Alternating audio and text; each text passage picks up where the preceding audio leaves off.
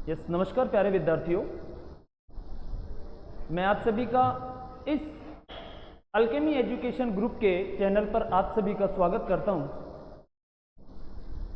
जैसा कि आज आपको पता है कि 12th क्लास का जो रिजल्ट है वो रिजल्ट डिक्लेयर हो चुका और आज मेरा जो वीडियो बनाने का मेन उद्देश्य है वो मुख्य उद्देश्य ये था कि अब बच्चे डिप्राइव्ड होंगे कि सर आफ्टर 12th के बाद क्या किया जाए।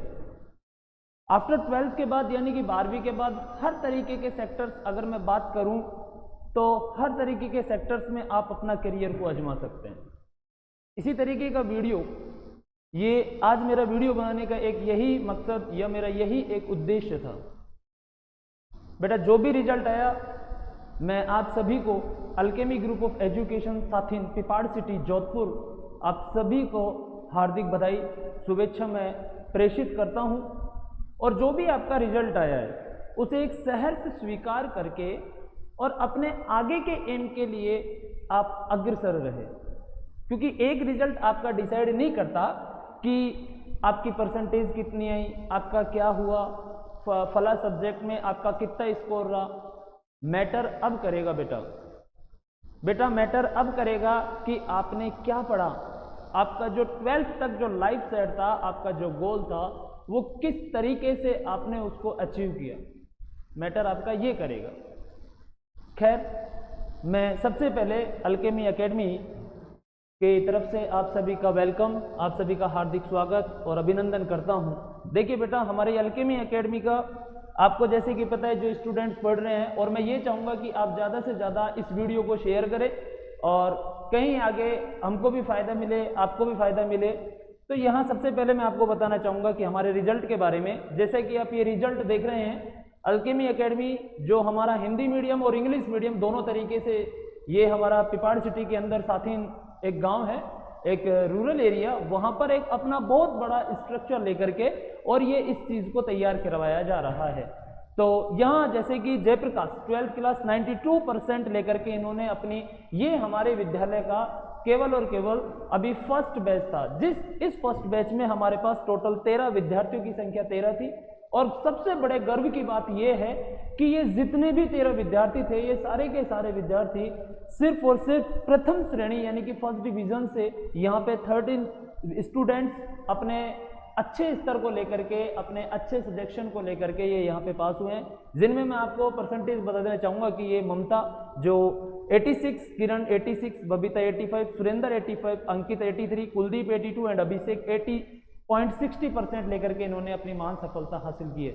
वहीं अगर बात करूँ कि 12th आर्ट्स में, तो हमारे पास रवि गोदारा होनहार स्टूडेंट्स जो 86.60% और प्रेमराज 81.90%। हाँ, आर्ट्स का रिजल्ट हमारा थोड़ा सा बैक रहा है कि आर्ट्स में हमारे पास 8 विद्यार्थी थे, जिनमें 5 हमारे पुटअप यानी कि 5 स्टूडेंट्स हमारे फर्स्ट डिवीजन ग्रेड से पास हुए हैं। और अगर आगे बात करूँ थर्ड डिवीजन तो सेकंड डिवीजन, तो सेकंड डिवीजन हमारे 3 विद्यार्थी पास हुए हैं। ये हमारा एक छोटा सा स्कूल का एक आपके सामने रिजल्ट था। मैं आगे बात करूं तो आगे बात करते हैं सर हम, तो हमारा जो विद्यालय है, इस विद्यालय में कई सारी फैसिलिटीज़ है।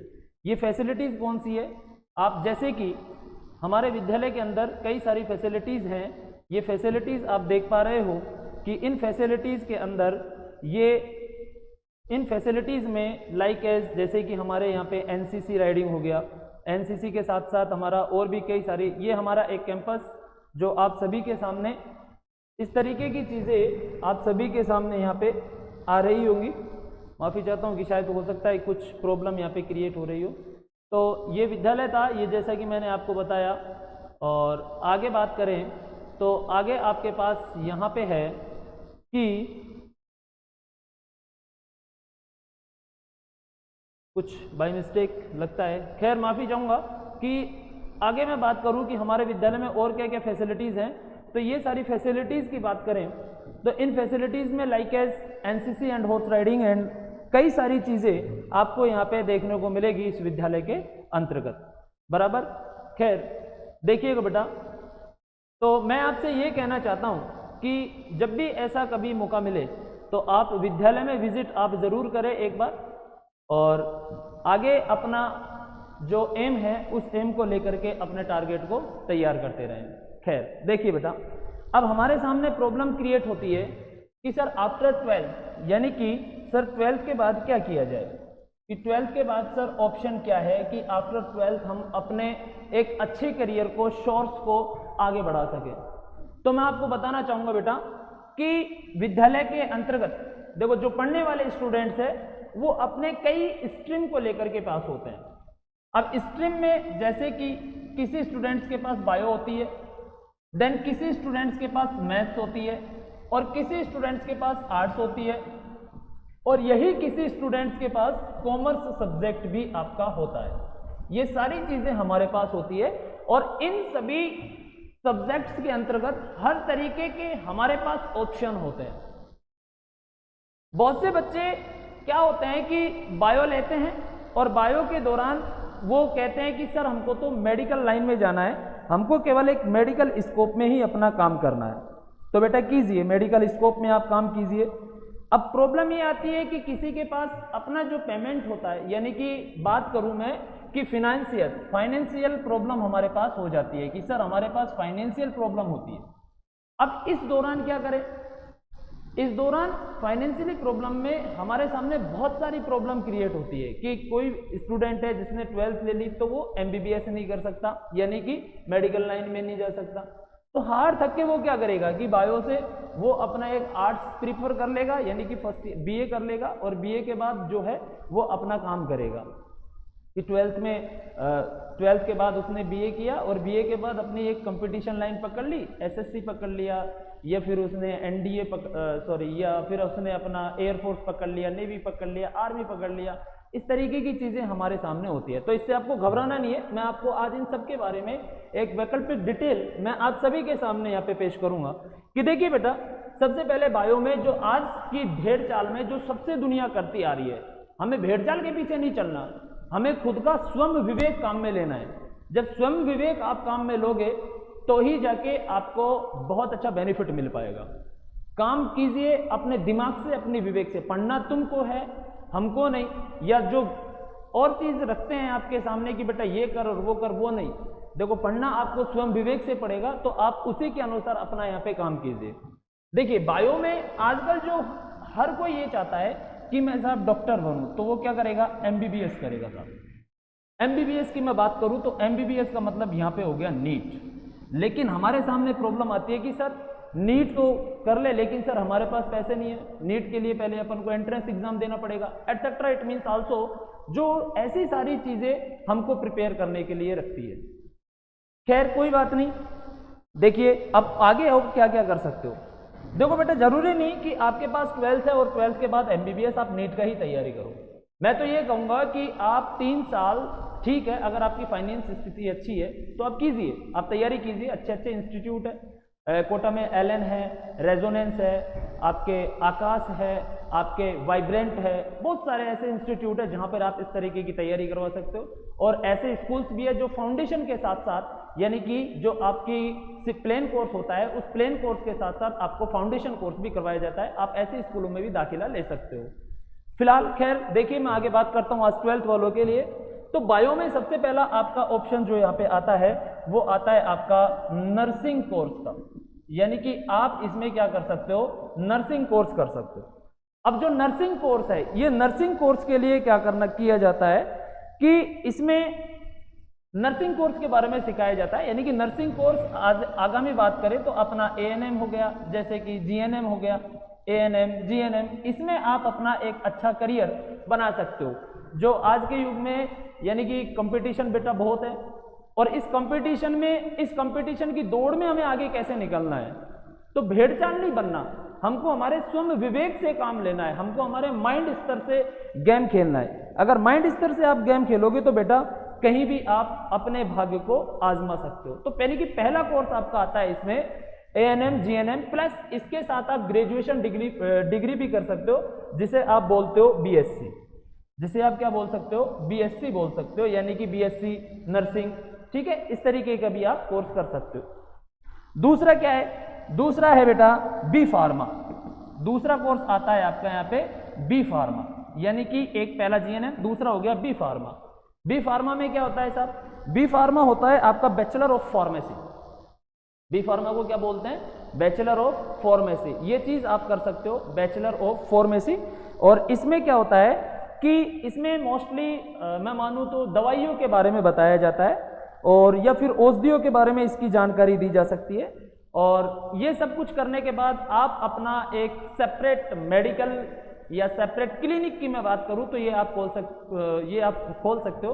तो ये भी आपके लिए एक अच्छा कोर्स है। इसके लिए भी काफ़ी सारे अच्छे अच्छे इंस्टीट्यूट्स आपके लिए दिए गए हैं। बात बराबर। इसके अलावा आता है आपका तीसरा कोर्स यहाँ पे BDS। यहाँ पे आपका ये तीसरा कोर्स आता है BDS। और BDS क्या होता है? Bachelor of dental science. क्या होता है ये इसको बोलते हैं अपन बैचलर ऑफ डेंटल साइंस। इसको बोलते हैं अपन बैचलर ऑफ डेंटल साइंस। ये भी आपका एक कोर्स होता है जिसको आप बोलते हो बैचलर ऑफ डेंटल साइंस। यानी कि बात करूं कि आफ्टर 12th पास आउट ये 3 वर्ष का डिप्लोमा होता है। और इसमें आपको जैसे पता चल रहा है कि डेंटल साइंस है, तो डेंटल साइंस में आप जान सकते हो कि डेंटल साइंस में तो क्या होता है, डेंटल साइंस में दांतों के बारे में ये सारी चीज़ें आपको बताई जाती है। ये कोर्स भी आपका महज 3 वर्ष का होता है, 3 साल का होता है। आई होप आप अच्छी तरीके से समझ पा रहे होंगे। मैं केवल और केवल अभी बायोलॉजी स्टूडेंट्स के बारे में बात कर रहा हूँ कि बायोलॉजी स्टूडेंट्स वाले क्या क्या कर सकते हैं। बात बराबर समझ आ रही है? आगे मैं बात करूँ, आगे और क्या कर सकते हो आप? आगे कर सकते हो डर्मेटोलॉजिस्ट। क्या बात कर सकते हो? डर्मेटोलॉजिस्ट। ये आप कर सकते हो, हिंदी में मैं लिख देता हूँ डर्मेटोलॉजिस्ट। ये भी आप एक कोर्स कर सकते हो। ये भी BSc यानी कि जिनके पास बायो है वो बायो वाले कर सकते हैं, डर्मेटोलॉजिस्ट। और डर्मेटोलॉजिस्ट में क्या होता है कि इस डर्मेटोलॉजिस्ट में आपको स्किन के बारे में समझाया जाता है, यानी कि जो हमारी त्वचा होती है उसके बारे में समझाया जाता है डर्मेटोलॉजिस्ट में। जैसे कि शरीर में कोई दाग, धब्बे, खुजली, इस तरीके की जो चीज़ें हो जाती है तो उसके लिए ये कोर्स करवाया जाता है। ठीक है, अब आगे बात करें और क्या कर सकते हैं। आगे आप इसमें रेडियोग्राफी हो गया, आप रेडियोग्राफी भी कर सकते हो। क्या कर सकते हो आप? रेडियोग्राफी भी कर सकते हो। इसमें आप रेडियोग्राफी भी कर सकते हो।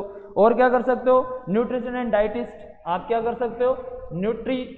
न्यूट्रिशन एंड डाइटिस्ट, आप इसका भी कोर्स कर सकते हो। न्यूट्रिशन एंड डाइटिस्ट का भी आप कोर्स कर सकते हो। तो कहने का मतलब ये सारे कोर्सेज आपके बायो से हैं। बात समझ में आ रही है बेटा? तो ये बायो से है, न्यूट्रिशन एंड डाइटिस्ट। तो मेरा ये मेन कोर्स मैंने आपको बताए हैं कि आफ्टर 12th के बाद हम और क्या क्या कर सकते हैं। 12th में मतलब परेशान नहीं होना है कि जिनको मेडिकल लाइन में जाना है, मेडिकल लाइन में आप इनमें से जाइए। अगर ज़्यादा ही आपकी फाइनेंस अलाउ करता है, आपके पैसे सब कुछ अलाउ करते हैं, तो आप सीधा सा तरीका है कि MBBS, जिसके लिए मैं कहूँगा कि आपको सिर्फ नीट यूज़ करना है, यानी कि नीट का आपको कोर्स करना पड़ेगा, यानी कि नीट की आपको तैयारी करनी पड़ेगी। आप एंट्रेंस दीजिए, कॉलेज अलॉट कीजिए। इसमें भी कई सारी चीज़ें होती हैं, एलोपैथी होती है, होम्योपैथी होती है, बहुत सारी चीज़ें हैं, वेटनरी डॉक्टर होता है। ये सारी चीज़ें इसके अंतर्गत आती है, नीट के अंतर्गत आती है। ये थोड़ा सा मैंने आपको 12th बताया। अब 12th में ये तो था हमारा केवल एक विशेष ऑप्शनल बात कि विशेष ऑप्शनल में क्या क्या कर सकते हैं। विशेष ऑप्शनल का मतलब समझ गए ना आप कि ये चीज़ें हैं। कौन कौन सी है? Nursing, bio nursing, BSc nursing जिसको आप बोलते हो, ANM GNM प्लस BSc। तो फिर दूसरा कोर्स अगर प्योर ही मेडिकल में जाना चाहते हो तो B फार्मा हो गया, BDS हो गया, आपका डर्मेटोलॉजिस्ट हो गया, आपका रेडियोग्राफी हो गया, न्यूट्रिशन एंड डाइजेस्ट हो गया। ये सारी चीज़ें ऐसी हैं जिसमें आप एक अपना अच्छा करियर बना सकते हो। बहुत अच्छे करियर हैं। आगे आप जाओगे, जैसे जैसे बाहर निकलोगे, आपको हर एक तरीके के करियर, हर एक तरीके का सजेशन, हर एक तरीके का चुनाव आपको मिलेगा। खैर, ये आपका एक केवल मैंने बायो स्ट्रीम के लिए लेवल मैंने आपको बताया है। वहीं अगर मैं आगे बात करूं, आगे साहब हमारे पास आती है मैथ्स। तो मैथ्स के लिए क्या ऑप्शन है? लेकिन बेटा मैं आपको बता देना चाहूँगा कि मैथ्स के लिए जो ऑप्शन होता है वो मैथ्स में, अगर मैं बात करूं मैथ्स के लिए कि सर मैथ्स वाले बच्चे क्या करते हैं, तो मैथ्स में हमारे पास होती है सिर्फ BTech, यानी कि अगर मैं बात करूं फील्ड ऑफ इंजीनियरिंग। कौन सी इंजीनियरिंग? केवल हमारी जो इंजीनियरिंग होती है उसकी फील्ड, केवल उसका क्षेत्र होता है हमारे पास। यानी कि इंजीनियरिंग फील्ड में आप अपना एक अहम मौका इसमें बना सकते हो। जैसे कि BTech है तो BTech में IIT AIEEE, फिर इसके बाद आपका JEE, ये सारी चीजें, इन सभी का क्या करना पड़ता है, एग्जाम देना पड़ता है हमें, तब जाके हमें बीटेक में कहीं दाखिला मिलता है। बीटेक की जो मैं आपको बता देना चाहता हूं कि ये जो टॉप कॉलेज है, टोटल 52 कॉलेजेस, जिसमें 30 के आसपास शायद NIT की कॉलेज हैं और इसके अलावा बाकी जो बची है वो IIT की कॉलेजेस हैं। तो मैं आपको बता दूं कि मैथ्स के लिए क्या ऑप्शन है। मैथ्स के लिए आप चुन सकते हो इंजीनियरिंग के क्षेत्र में। कौन से क्षेत्र में? इंजीनियरिंग क्षेत्र में आप अपना करियर बना सकते हैं, एक नंबर।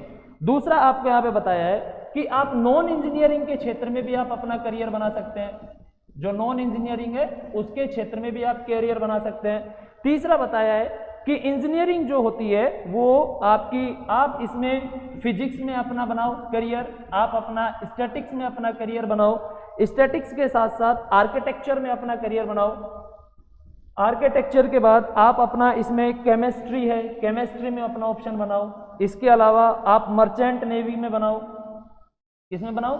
मर्चेंट नेवी में, मर्चेंट नेवी में आप अपना करियर बनाओ। और एविएशन AVAITION, एविएशन में आप अपना करियर बनाओ। तो कहने का मतलब क्या है कि मैथ्स वालों के लिए भी बहुत सारी चीजें हैं। मैथ्स वाले, ऐसा नहीं है कि मैथ्स वालों के पास कोई ऑप्शन ही नहीं है, अगर वो फील्ड में जाना चाहते हैं तो उनके पास भी बहुत सारे ऑप्शंस होते हैं। लाइक एज इंजीनियरिंग के क्षेत्र में आप अपना सेक्शन बना सकते हो, वहीं आप नॉन इंजीनियरिंग में भी आप बना सकते हो, वहीं आप फिजिक्स के सेक्टर में आप अपना एक अच्छा करियर बना सकते हो, जो आज फिजिक्स बहुत अच्छी चीज़ है, सब्जेक्ट है।